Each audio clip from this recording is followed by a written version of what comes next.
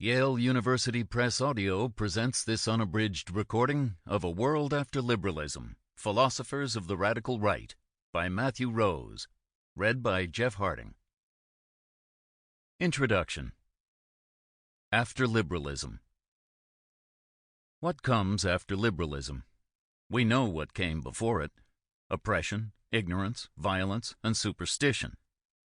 The myth of our political origins is the story of how we learned to build societies on the values of freedom and equality, rather than the accidents of birth and the cruelties of power. It celebrates our liberation from coercive authority and the growing awareness of our autonomy. The power of this myth, and even our sincere belief in it, has never stopped us from questioning it. Our culture is filled with stories that imagine a heroic world before the comforts and mediocrity of our own. They imagine the courage and gallantry that it inspired, and prompt us to wonder what has been lost in exchanging its noble codes for greater security.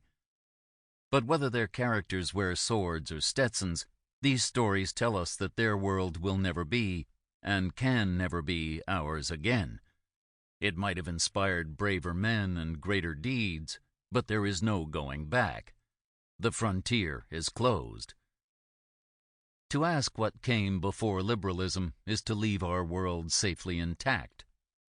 To ask what comes after liberalism, however, is to threaten it.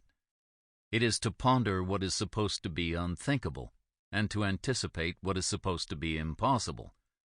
It is to assume, if only for a disorienting moment, that the direction of history is fundamentally different than what we have long believed.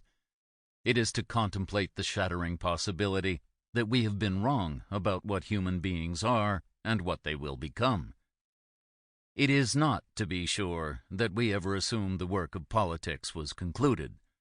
If anything, liberalism roused us from complacency, inspiring us to find injustices still hidden and victims still unrecognized. It told us that people should be free to choose their own paths in life, and that government ought to protect the exercise of this freedom. But while carrying out its commission, even amid sharp disagreements, we took its future for granted. We assumed history would celebrate the rightness of its values and the sanctity of its causes.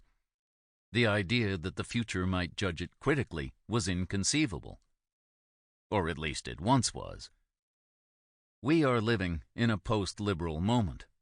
After 3 decades of dominance, liberalism is losing its hold on Western minds. Its most serious challenge does not come from regimes in China, Russia, or Central Europe, whose leaders... Sample complete. Ready to continue?